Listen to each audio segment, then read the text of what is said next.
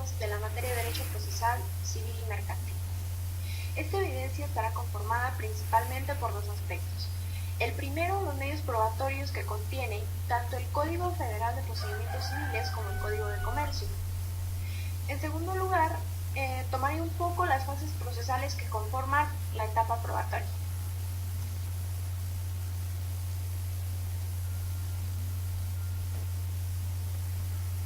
De cada etapa, primero iré como describiendo, posteriormente daré los casos en los que las podemos utilizar para finalmente dar ejemplos y su fundamentación, tanto en el Código Federal de Procedimientos Civiles como en el Código de Comercio. Primero tenemos a la prueba confesional. Veamos en qué consiste.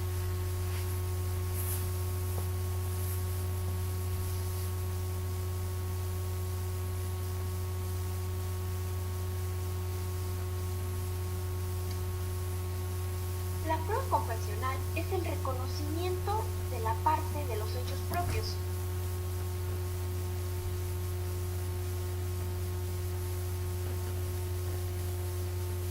En esta prueba intervienen dos sujetos, el absolvente y el articulante. El absolvente es quien contesta las preguntas, el articulante es quien formula estas preguntas, aunque en determinadas ocasiones los papeles pueden invertirse.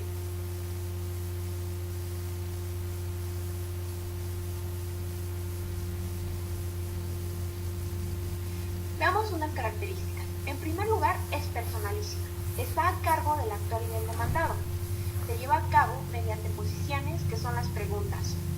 Las posiciones no se pueden absolver más que en casos excepcionales por otra persona. Estos casos excepcionales están regulados por nuestros códigos.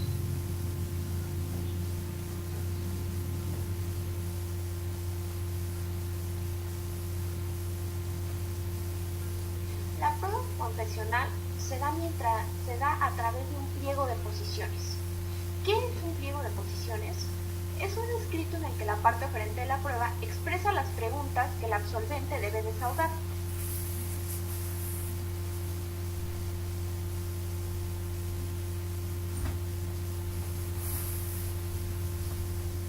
La parte que ofrezca en el juicio la prueba confesional deberá hacerlo en la demanda o en la contestación, acompañando el pliego de posiciones en un sobre cerrado y sellado, que será guardado en secreto del juzgado hasta el momento de la audiencia, donde se abrirá y será evaluada por el juez.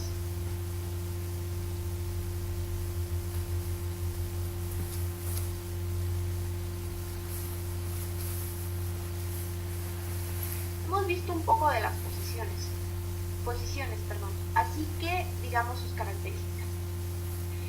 Deben articularse en términos claros y precisos, ya que de ello dependerá la efectividad de esta prueba. No deben de ser insidiosas, deben ser afirmativas, procurando que cada una contenga más de un hecho. No contenga más de un hecho. Ha de ser hecho propio del que declara.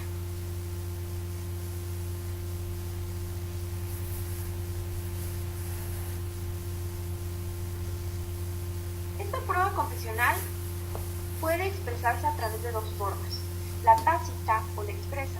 La tácita se presume en los casos señalados por la ley, al formularse la demanda, al contestarse la demanda, al absolver posesiones o cualquier acto dentro del proceso. La expresa se hace clara y distintamente al formular o contestar la demanda, absolviendo posiciones o en cualquier otro acto del proceso.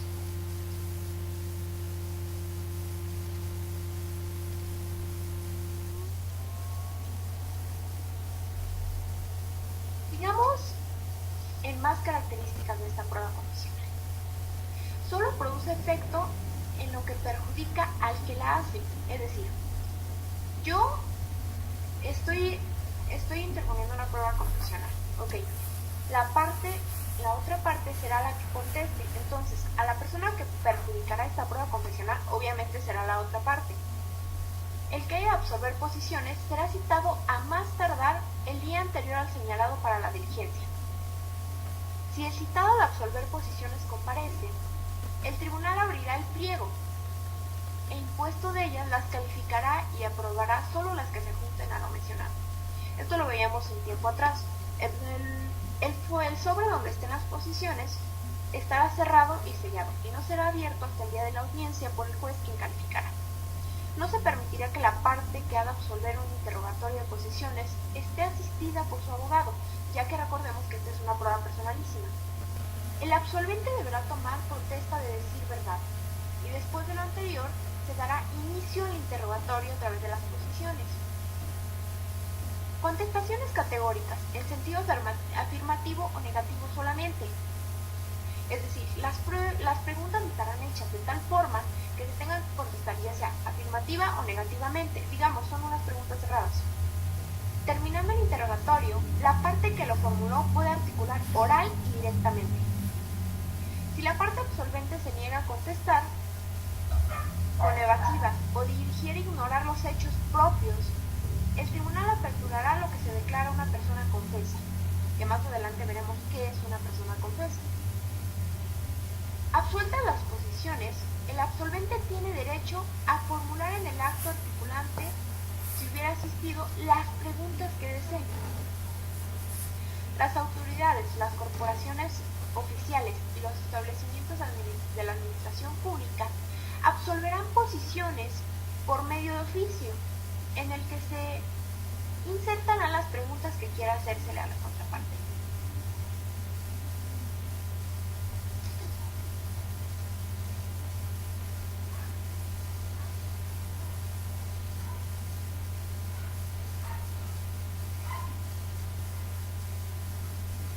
Bueno, hace un rato señalaba los casos en los que se declara confesa a una persona, de modo que estos son: cuando sin justa causa no comparezca a absolver las posiciones; cuando insista en negarse a declarar esa persona que tiene que contestar este pliego de posiciones; cuando insiste en manifestar que ignora los hechos, aún sabiéndolos; cuando al declarar insista en no responder afirmativo o negativamente, tal como lo producen las reglas de esta prueba.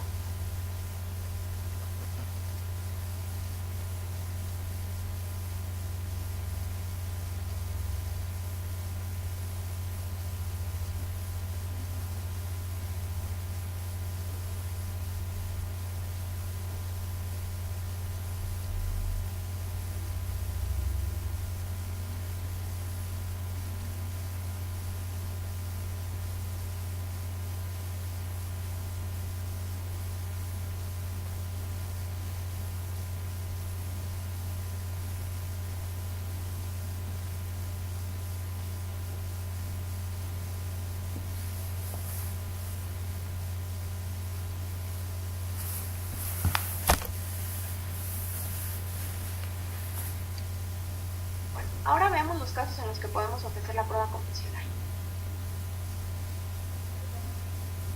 Se ofrece la prueba confesional en el caso que sea de vital importancia para la consecución del proceso la confesión de una persona, misma que tiene que versar sobre los hechos pasados y personales, es decir, un reconocimiento de la parte de los hechos propios, mismo que se da desfavorable a la parte confesante y favorable a la parte que ha formulado el pliego de posiciones con posterioridad.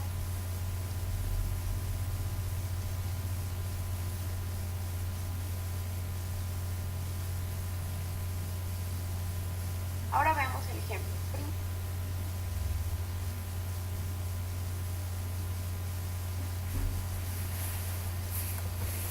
En materia civil. Un ejemplo.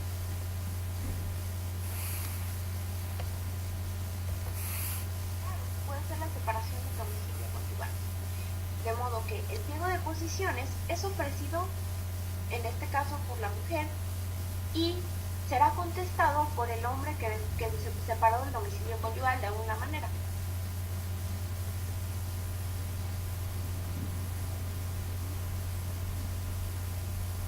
Aquí puse un ejemplo concreto, que es un pliego de posiciones que deberá absolver el señor Ramiro Ruiz Hernández en el juicio ordinario civil que se tramita ante el CE Juez de lo Civil del Distrito Federal bajo cierto número de expediente.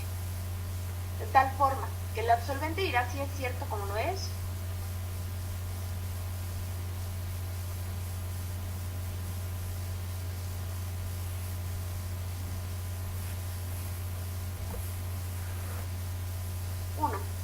que con fecha 13 de octubre del año 2006, el absolvente contrajo matrimonio con la articulante.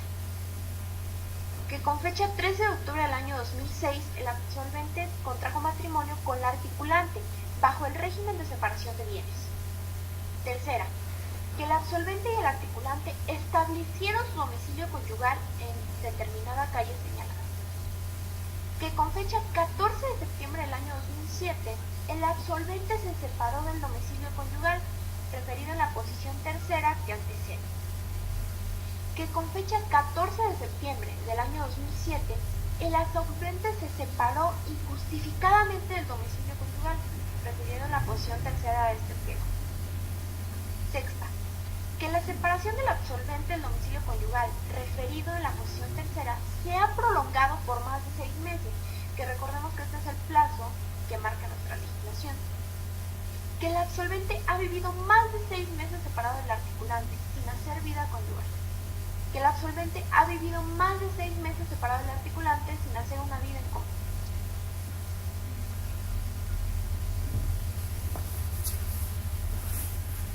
La décima, que el absolvente causó al articulante un endeudamiento, y ya ponemos cierto dinero, no cierta cantidad. Que el endeudamiento que se refiere a la posición décima que antecede lo causó el absolvente al articulante.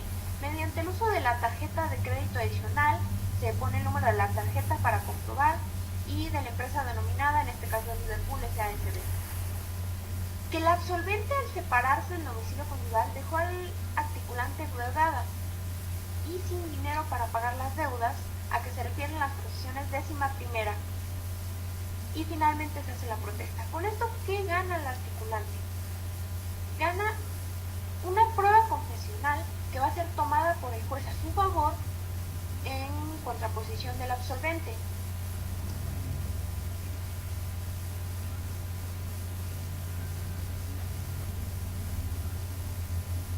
Ahora veamos un ejemplo en materia mercantil que claramente puede ser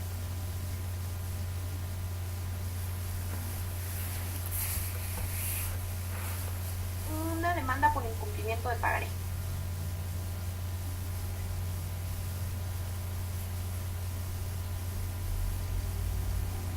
Entonces, igualmente se ofrecerá un pliego de posiciones en el que, por ejemplo, la señora Irene Padilla va a interponer este pliego de posiciones para que lo conteste la otra parte que firmó el pagaré. De tal forma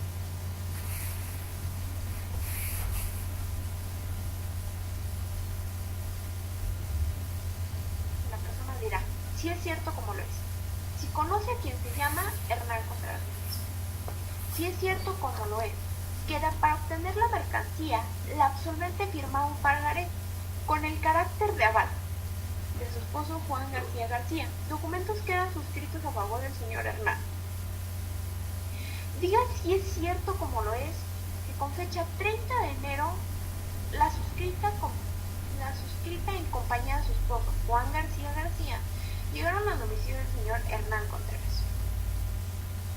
Diga al absolvente si es cierto como lo es, que el motivo por el cual de la voz de su esposo llegaron al domicilio del señor Hernán Contreras Valdés el día 30 de enero de 2017, aproximadamente como a las 10 horas de la mañana, fue para solicitarle mercancía a crédito. Si es cierto como lo es que el absolvente, junto con su esposo, solicitaban crédito de mercancía al señor Hernán. Si es cierto como lo es que el absolvente conoce al señor Hernán desde aproximadamente 6 años. Diga si es cierto como lo es que el absolvente, junto con su esposo, constantemente visitaban el domicilio del señor Hernán. Si es cierto como lo es que el absolvente sabe que su esposo Juan solicitó crédito para la obtención de las colchas al señor Hernán Contreras. Diga si es cierto como lo es que en la fecha y hora antes mencionado, la absolvente y su esposo llegaron al domicilio del señor Hernán Contreras para solicitar un crédito equivalente a la cantidad de 25,000 pesos. Diga si es cierto como lo es que se sabe que su esposo, el señor Juan García, le compraba colchas a crédito al señor Hernán. Finalmente, si es cierto como lo es que el absolvente sabe que su esposo compraba las colchas al señor Hernán Contreras Valdés para posteriormente venderlas.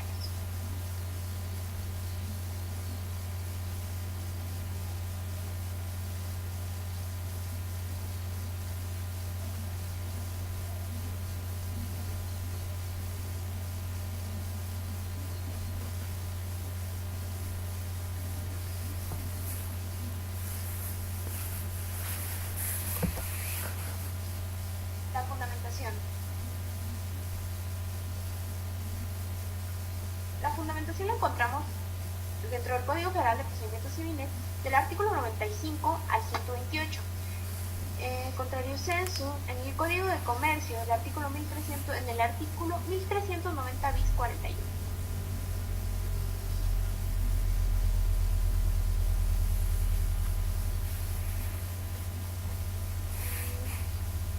Ahora sigamos con la siguiente prueba, que es la documental.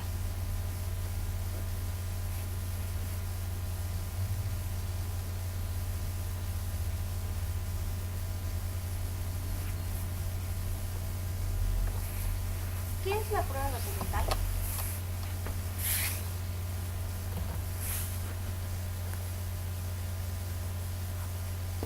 Una representación objetiva de un pensamiento. Puede ser material o literal. Material cuando la representación no se hace a través de la escritura. Y literal cuando se cumple con su función representativa a través precisamente de esto, de la escritura.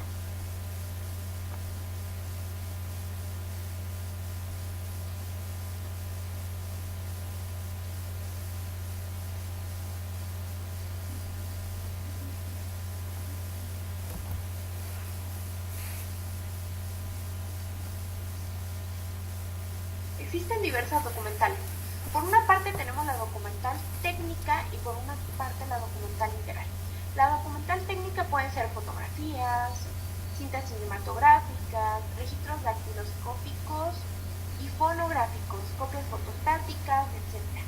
La documental literal son documentos que por regla general consten por escrito, de los cuales encontramos dos rubros: documentos públicos y documentos privados, que serán abordados a continuación.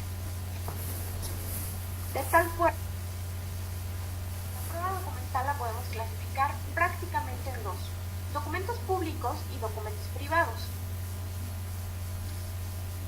Documentos públicos están encomendados por la ley, dentro de los límites de su competencia, a un funcionario público revestido de fe pública, y los expedidos por funcionarios públicos en el ejercicio de sus funciones.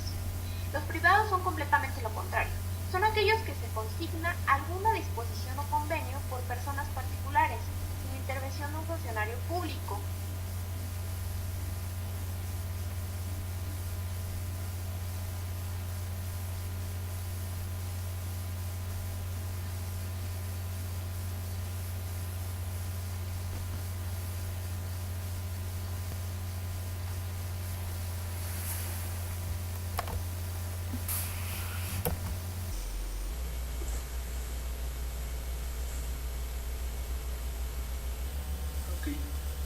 Veamos unas características un poco destacadas.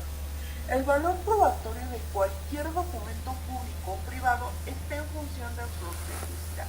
De modo que si ese documento no es válido, pues simplemente no puede figurar como una prueba. Los documentos privados se presentarán en originales y cuando formen parte de un libro, expediente o legajo, se exhibirán ante el juez para que éste pueda cotejar que efectivamente cumplen con el principio de autenticidad y por lo tanto pueden formularse como una prueba fehaciente de los hechos. Podrá pedirse el cotejo de firmas. El documento público siempre es auténtico y válido. En cambio, el documento privado no es considerado de esta manera, porque recordemos que no lo expide un funcionario revestido de fe pública. Las documentales públicas las encontramos emitidas por un federatario público, que es a lo que me refería, ya sea un corredor o un notario.